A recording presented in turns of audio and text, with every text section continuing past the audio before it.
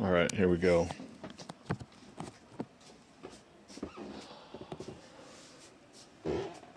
So, yeah, I just uploaded a phone call to the courthouse.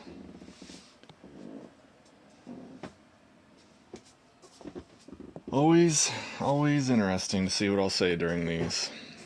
These recordings are always, how odd it is to be making a record and yet giving information to your opponents at the same time. It's just the nature of the beast. There's nothing you can do about it. There's a lot of things I would have loved to have said and mentioned over the past year that I just do not and cannot because your opponents watch it. I don't want to mention any difficulties I'm being caused by their actions. I'm certainly not going to mention anything that is especially bothersome that they could do.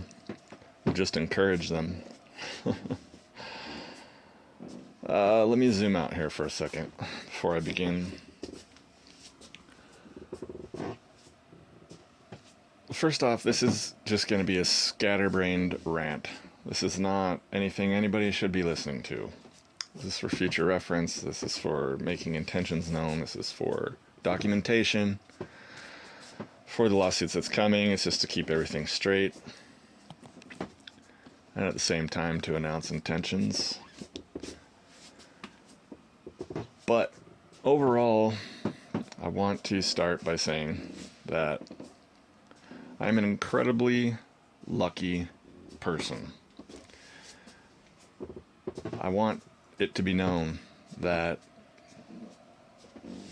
the fact that I have to deal with this dog attack case and the other traffic case, while it would, I'm sure, cause such anxiety in just about anybody else on the planet that they would have stopped resisting long ago.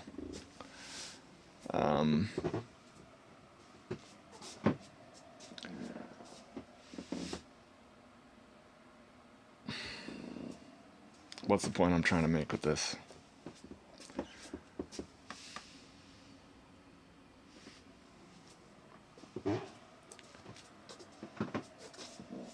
I'm a very lucky person in that all of their tactics, all of these typical government tactics that we're all so familiar with, the delays, the trolling, the trying to be provocative and upsetting, and the insulting, and the delaying again, and the coercive threats of violence times a million, and threats of contempt of court, and the weird mailings, and their prosecutor always refusing to communicate with you whatsoever for a year.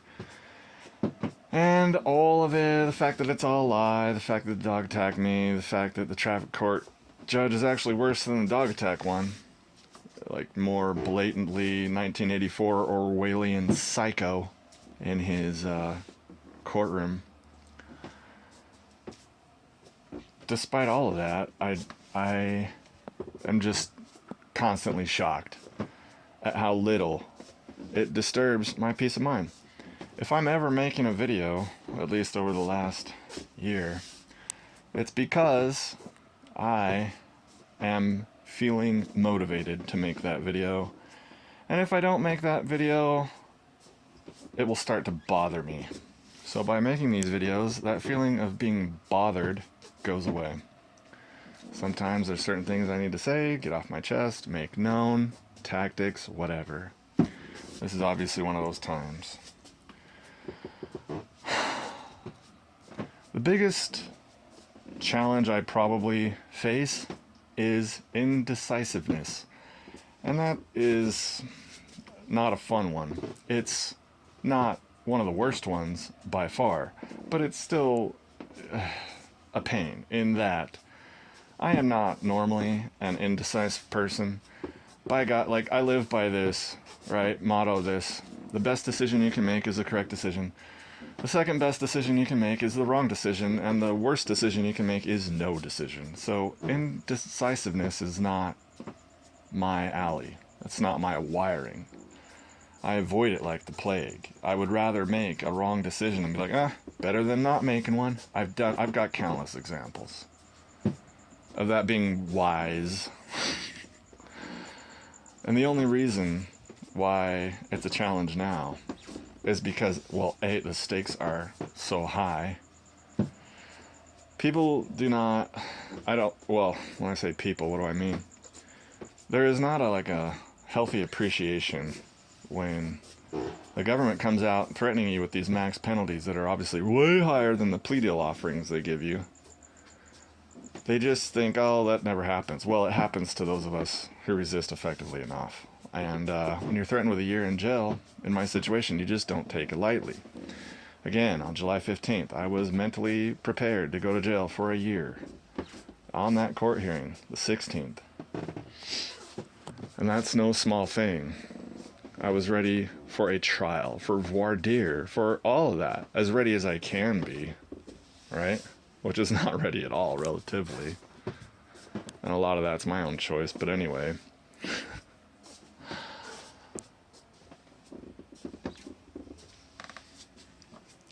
Indecisiveness, because the record is permanent also. Like, whatever I choose to do and or say is permanent, and I have to stand on it for the rest of my life. Like, anybody who would observe that interaction that could have questions, I would want to be able to answer as, let's see, what's the right word? I want to have acted with as much accuracy and intelligence, right? And yet effectiveness. Yet there's just an X factor. I have to be able to defend it all and stand on it. And when there's so many different options and directions to go, you're just like, damn it, this one's good for this reason, this one's good for that reason. I'm not sure if this one will work better than this one. And you realize that once you make a decision, you're just going to have to live with it. And if it doesn't end with optimal situation, you're going to be second guessing yourself, which you shouldn't do. It's just human nature, right? But I'm bringing this up for a very good reason, because I have finally made a decision. And the fact that this isn't coming until 2 days before the next hearing is rather telling. Because I've been attempting to make this decision for 6 weeks. And did not. And this is for many reasons that I may or may not get into here. But here it is. Okay? I get contacted a couple weeks ago through whatever means that they're changing this from a pretrial conference to a Fertitta hearing. Whatever the hell the word that is, I don't care, it doesn't matter, you don't need to know it. Educating yourself on their terms helps nothing. Other than to be aware of what it is. So,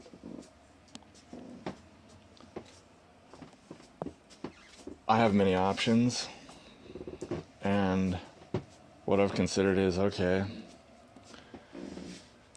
you can make this phone call and do this and go to this effort and release that video and say this and do that, like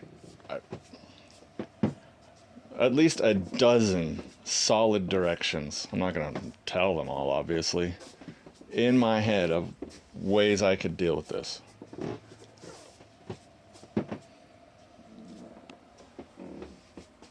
The one I've chosen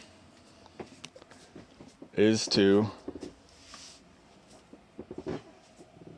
not put this pressure on myself, to not have to jump through all the hoops, go to all the trouble, take all the action, take all the time out of my free time, out of my life. I've chosen to not heed the creeping anxiety that comes in from, oh, you're about to face danger and you're not as prepared as you'd like to be, so you need to prepare. I have chosen to not do that going into this November 12th hearing. I don't believe that they're going to throw me in jail on November 12th. Therefore, I'm going to collect information. And I'm going to confront their nonsense, of course. In just as, what's the word I'm looking for? Just as strongly, but slightly different tactics. This is what it is to fight these people, is constantly going in and adapting and improving. It's like the Borg in reverse. I'm not trying to assimilate them in any case. That's an old 90s Star Trek reference. What do you know? So, I have other things going on in my life, right? Like, on July 15th rather, in part because of the time I have to take off to go to all these hearings all the time, I was no longer employed with the employer. Now, there are 100% justified reasons for this, reasons that I am not upset about whatsoever. But,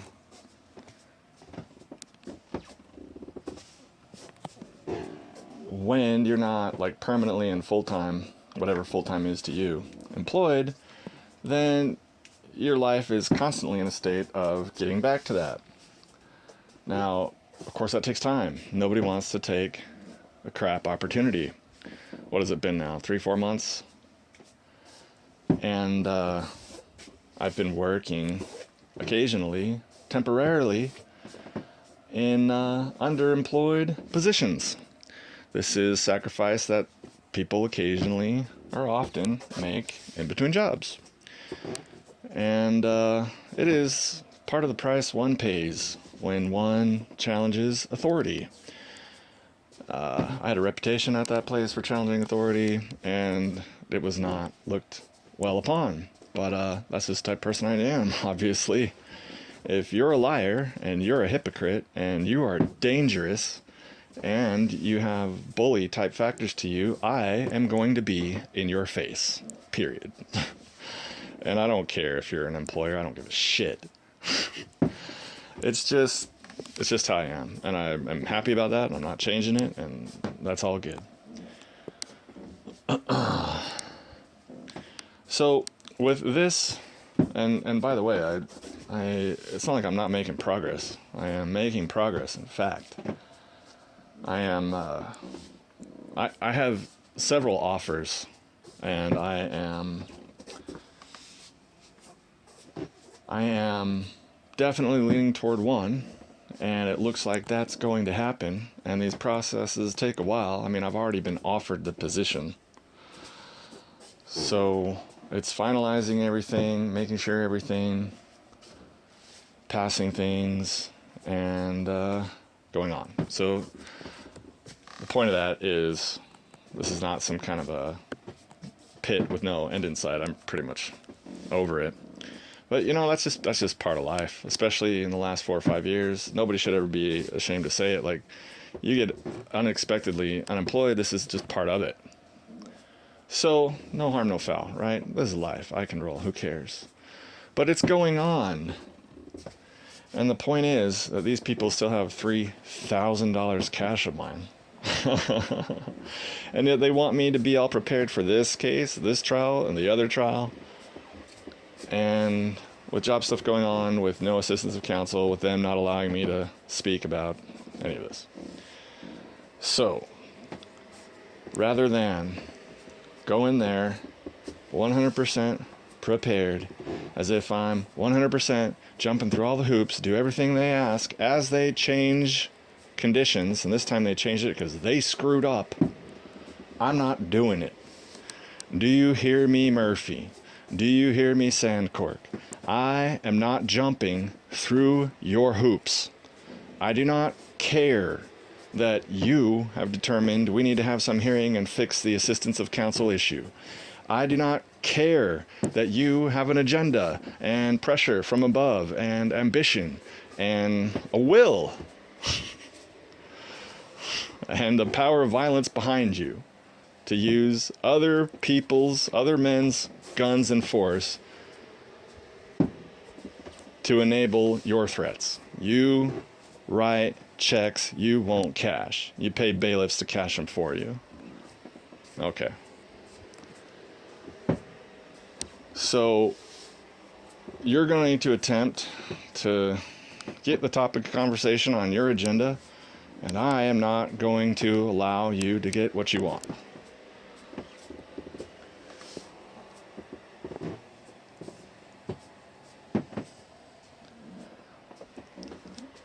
At the conclusion of the October hearing, it's on CaseNet, the judge actually wrote that he believes both sides are ready for trial. I mean, this is a laughable joke. This is a laughable joke. Especially coming from a place where I just recorded a phone call that says, despite the judge telling you that this is all recorded and there's a camera, they only recorded 2 out of all the hearings this has ever happened in. Why the last 2? Why not any other before that? There's a reason for that. I'll be asking that question. So, this is a fundamental necessity. The ability to take an audio recording into your own hearing brings a level of accountability to that judge, and everyone knows it, which is why they deny it. We cannot allow this. This is crossing the line. If you think you can force people by threatening them with jail to not record audio only of their own hearings in a public space, you're dreaming. Long term, you're dreaming. You can use these local court rules 11 or whatever you call it. Be like, oh yeah, judge says this and this and this and this and this. Okay, but everyone knows that the only reason why you would not want an audio only recording is because you're corrupt, you're lying, you're breaking your own rules, you're being a hypocrite, you're being abusive, denying due process. I mean, these words are just the kid glove, boxing glove words. What they're really doing is domestic terrorism. If you use terror and fear for power instead of logic and law, you, by their definition, are a terrorist. You don't have to have a beard and a towel on your head to be a terrorist. These people are the type of personality, this sociopathic, have no empathy, have no conscience, have no shame, have no regret, hurt people, gone through God knows whatever of their own traumas. They just come out going, I can be a judge and just fuck people over for legalized extortion, get all this money and screw all of them. I have the power, they don't. Because I was born with a few more IQ points so I can pass a bar exam, and I'm super a coward-ass bitch compliant to power. I will kiss the ring. I will stand by that Jewish wall with my hand on it and kiss the ring. I won't ask questions. I won't wonder if I'm doing the right thing. I'll just go in there and extort people, and all of them agree with me or are compliant because they're all fearful, but we don't have to record that fear in any way. So we'll just have the record look like everybody's agreeing with it and giving consent when they're not.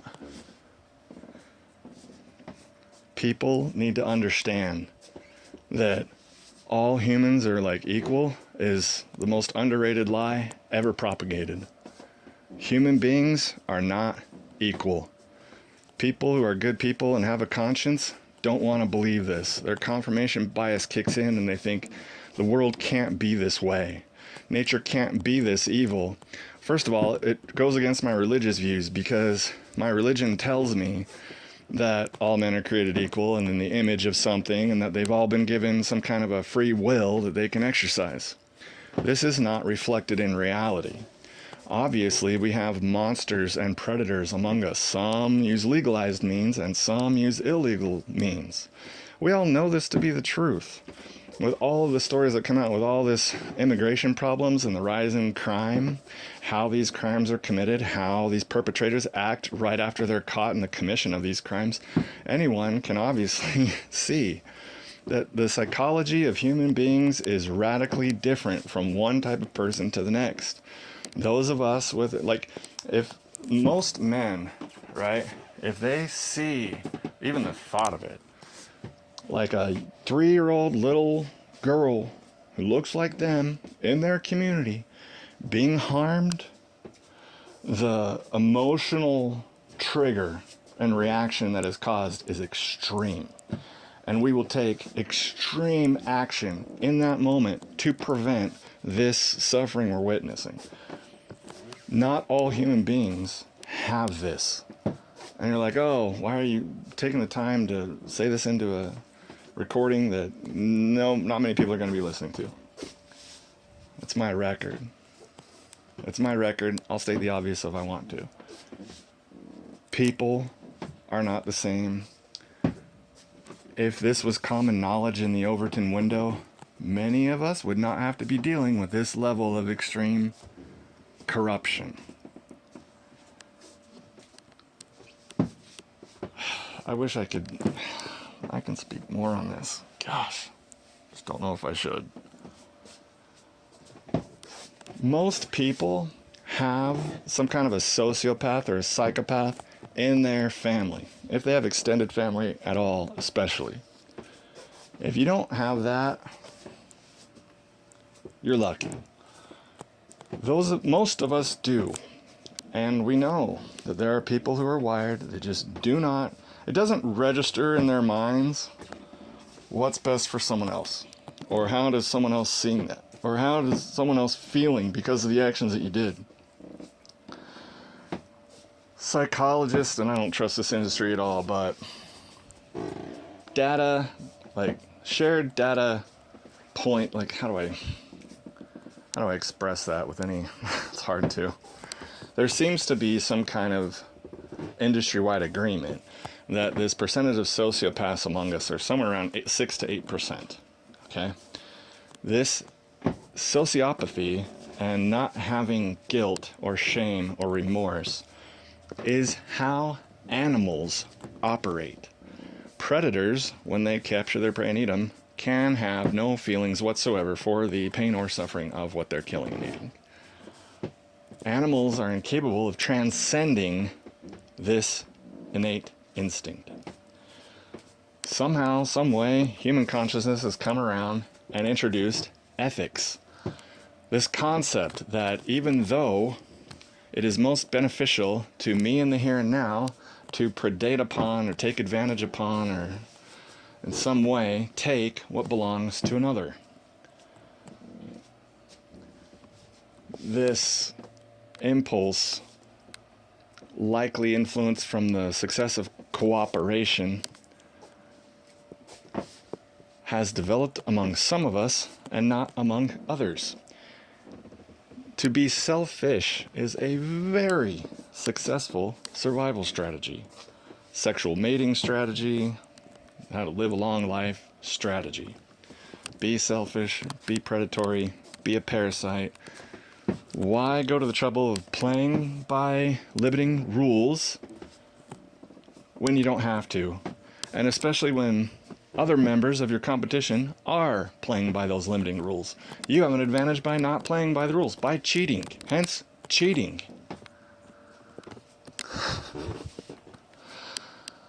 I just wish it was more socially accepted, commonly known, that this 6 to 8% among us, when they are also born in advantageous positions with a couple more IQ points than average, and under the right circumstance, or the wrong circumstances, I could say, with the wrong parents or non-parents or whatever the case may be,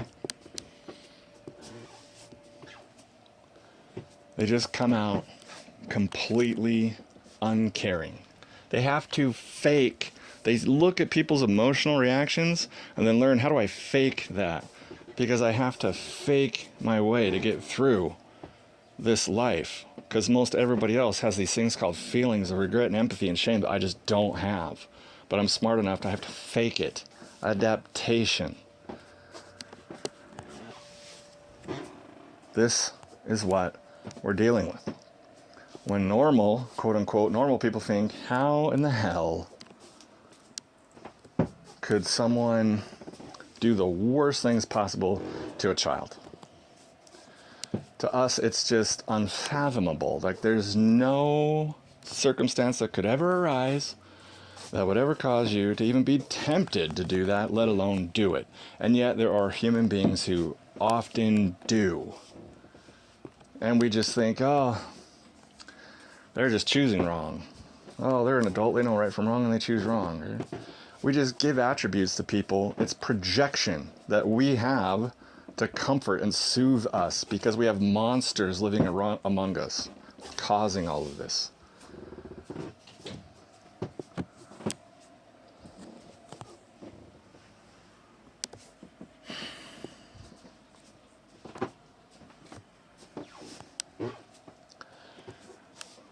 Judges are drawn to be judges, just like all of these psychos with a little bit above average capability are drawn and lusting for positions of power. To them, it doesn't matter. They have to sign their name and sign and agree, like loyalty, give fealty to whoever, whatever organization, or its history, or what it's going on with it in its dark shadows. Like, just don't care. Like, that doesn't even register as mattering.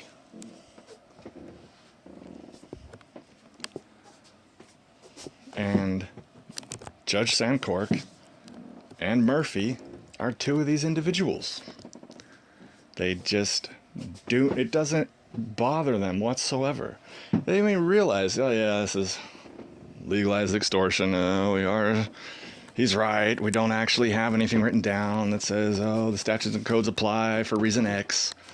But we don't care because we have the guns. This guy isn't pragmatic. He doesn't live in the real world.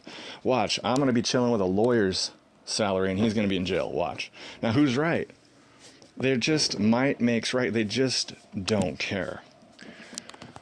And it's my humble opinion that until society, the good people among us, the net positive people among us, the people who are not so damaged and hurt, they become hurt people. The cycle repeaters instead of the cycle breakers. Until we segregate ourselves and remove this dead weight from our society, our communities, we're always going to be plagued by them. And because good men are not motivated to take power, they're not motivated to be ruthless, violent people. And these psychopaths are, gee, guess who wins that contest?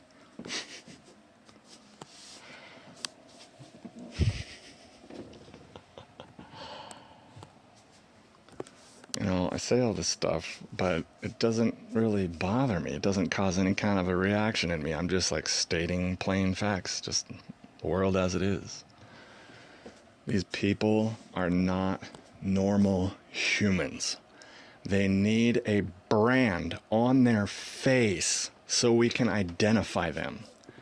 These are people who will take power and predate upon someone else. They will use power to steal from others. We are all born in this species where everybody's competing. It's survival of the fittest. It just is. And these instincts are within us all, and they take these and go, you know what? I'm going to be a thief, but not a criminal thief. I'm going to be a legalized thief.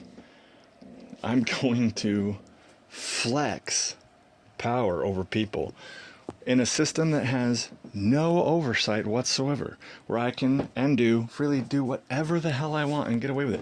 And because the industry has been this way for decades, good people want nothing to do with it. They don't go into it in the first place knowing it's an entire industry of mad corruption and they have no chance of fixing any of it. It comes from on top.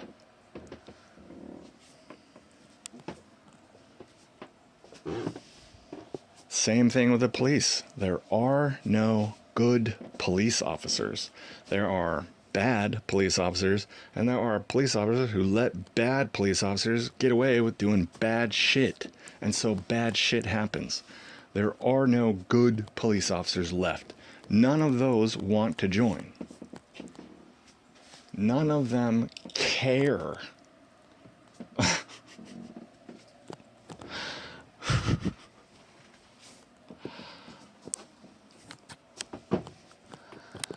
So this video gets made to relieve anxiety in me, so I don't involuntarily think about this shit.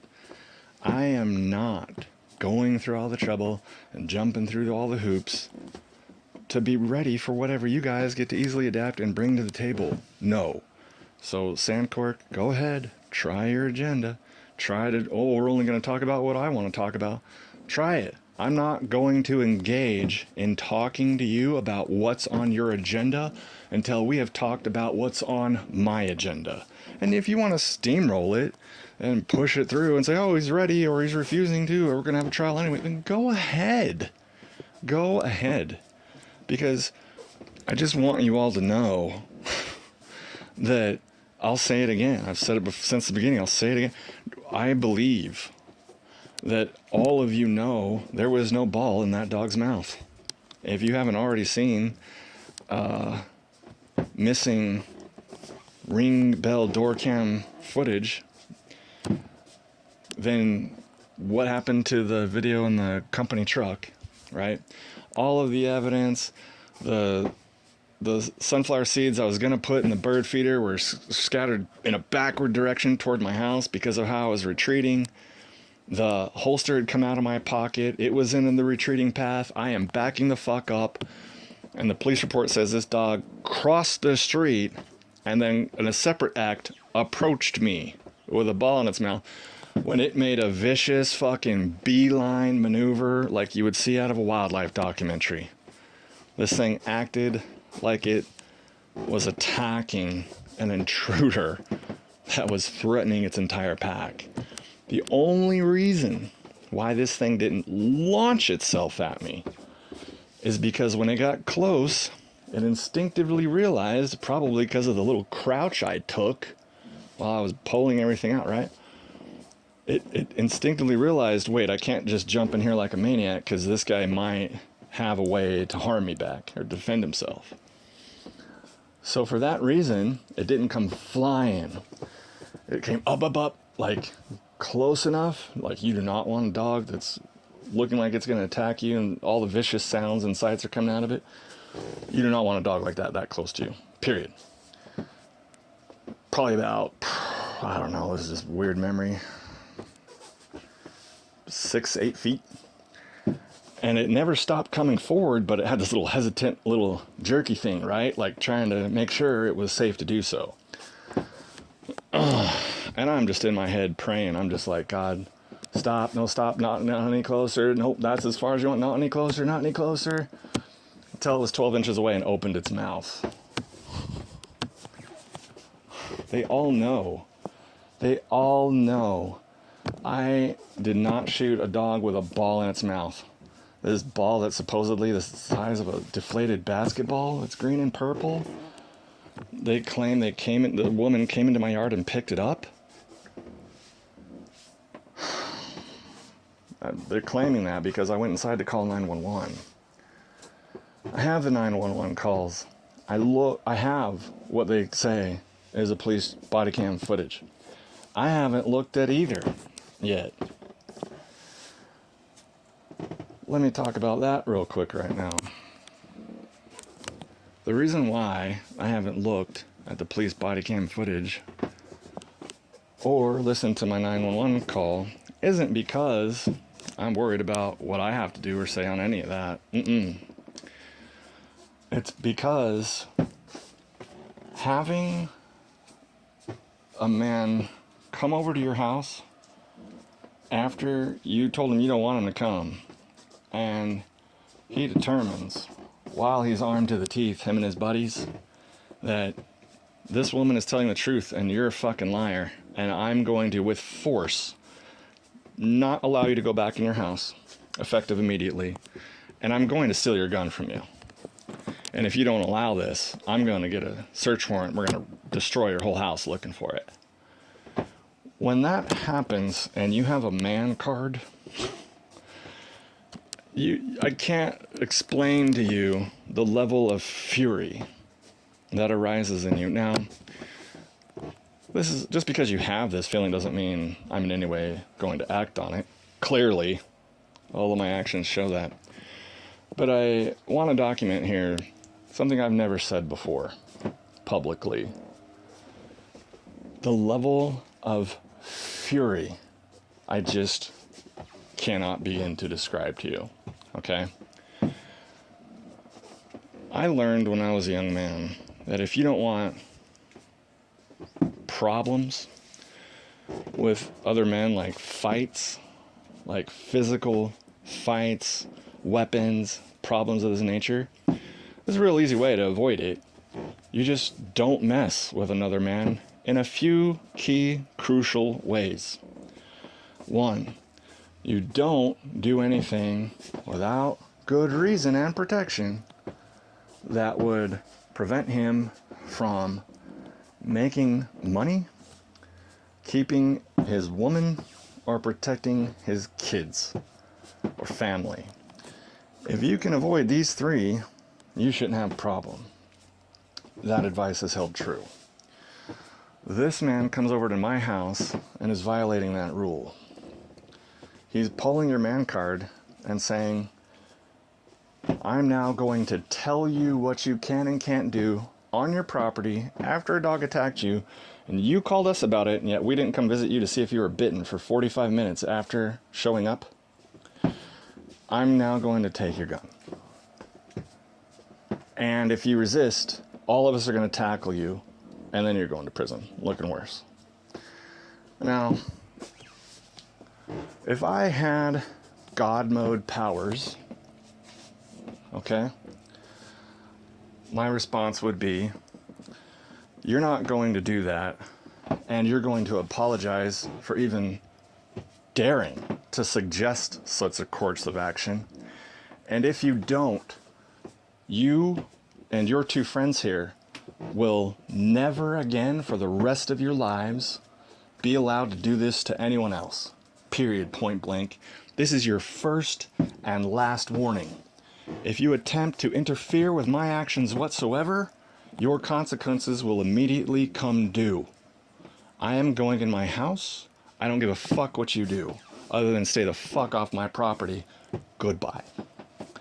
Of course, he wouldn't leave it alone, because all cops have comply or die authority. And so, they would, God mode powers, they're dealt with. They're dealt with. Period. I'm not going to say how. They're dealt with. That's what's going on to most all men when you offend them so greatly as to come to their house, take their gun while pointing guns at you because you shot a dog that viciously attacked you, and they just want to favor the neighbor because they know them better than you. I don't dare look up what this guy looks like. I don't dare look up his name. I don't want to know a goddamn thing about him, because I have to manage my emotional state, and that means not having anything to do with him. That's how pissed off I am. I don't allow people to do things like that and just live the rest of their lives and never having had to pay a consequence for it. I'm going through all the legal channels now. Period. End of paragraph. End of story and idea.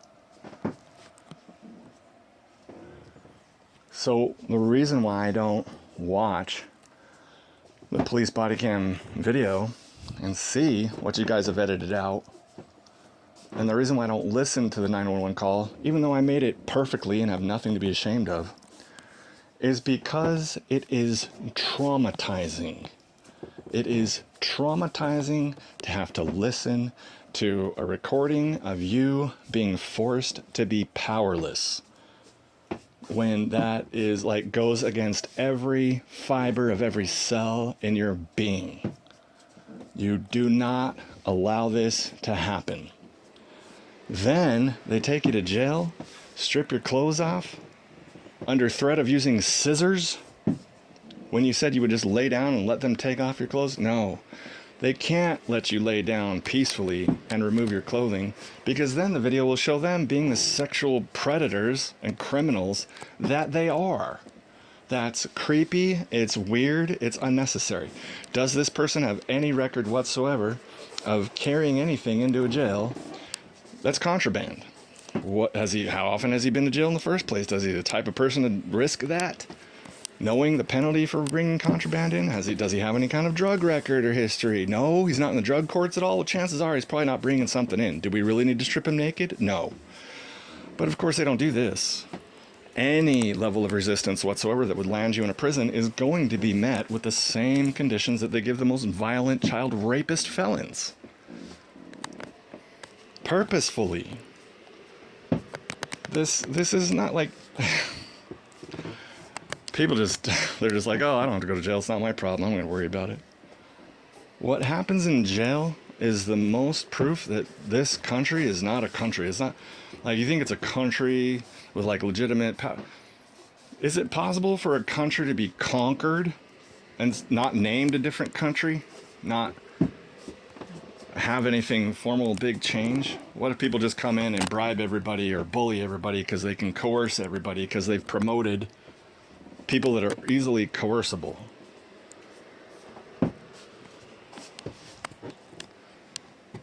I don't consider this legitimate authority. Unless the prosecutor provides factual evidence regarding the element of jurisdiction in your courts, then your court is not legitimate. It's a kangaroo court. And because you have all the guns and the power and the money and the impressive stuff, and most all of society will agree with you, does not deter me and does not matter. Does not change the truth at all. You can say, oh, I deny that motion, giving no grounds whatsoever, even though it's perfectly legitimate, and another judge has approved it as is, finding every single bit of it legitimate, while a prosecutor arguing against it was found to be uncredible and denied. Despite that fact, still without grounds.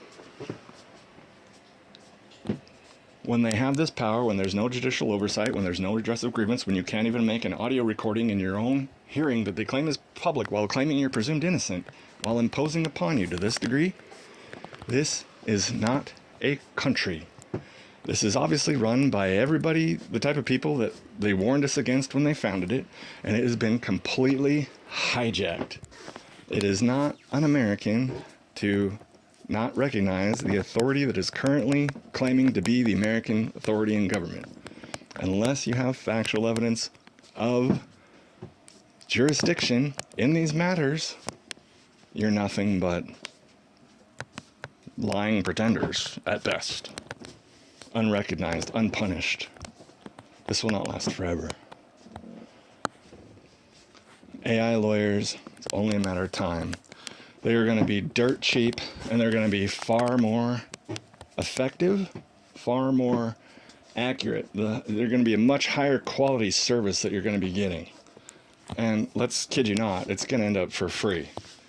Oh, if you don't want the free version, pay $5 a month or allow these ads to be on the side. We don't need lawyers. We don't need them. All they do is invent arguments to extract and extort people's money for them. They are predators. I mean, even their fellow psychos, like Lenin, I think, was like, oh, if you want a revolution, the first thing you do is you kill all the lawyers.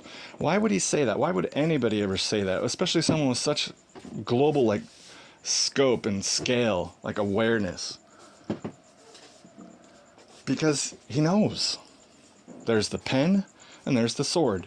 These people use the pen as a sword to predate, to manipulate, to gain unfair advantages. This is what they do. I could have easily become a lawyer. Easily. I can't tell you how easy it would be if I was a prosecutor or a judge and I got one of me in there.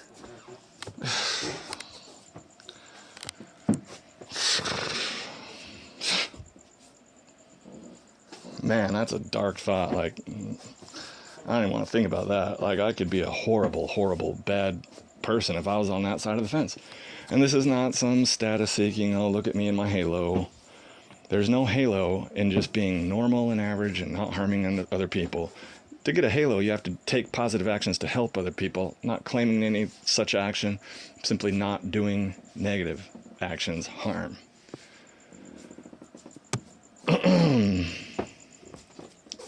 These people are sociopaths. Mentally, they are not human like you and I. They are halfway to being animal hybrids. They don't have the inhibition. They don't have the shame, the guilt, the remorse, that horrible feeling in the pit of your stomach when you know you've hurt somebody else. Like, I can't even imagine. And to them, it's nothing. They feel nothing. We really,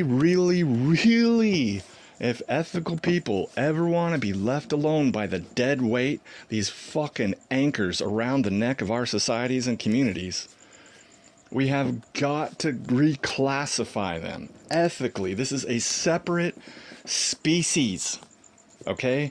If you are capable of ethical contract, I can make a deal with you, live up to it, stick up to it, and finish that contract ethically, and we both benefit and move on. That is a person I want to deal with in my neighborhood. There are many billions, plural.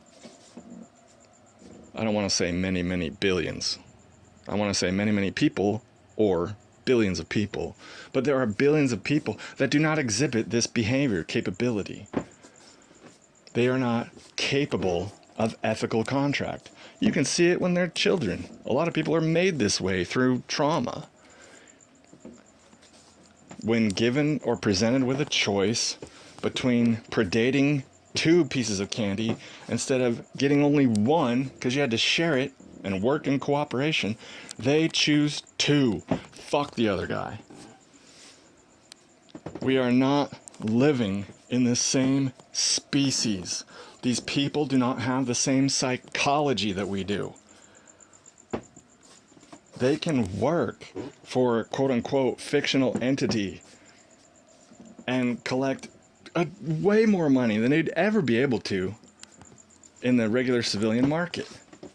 And they don't care. It's not a matter of not caring. They're actively looking for opportunities to predate even further. And the system rewards this. The system promotes it. And here we are dealing with it. Primarily because no one resists.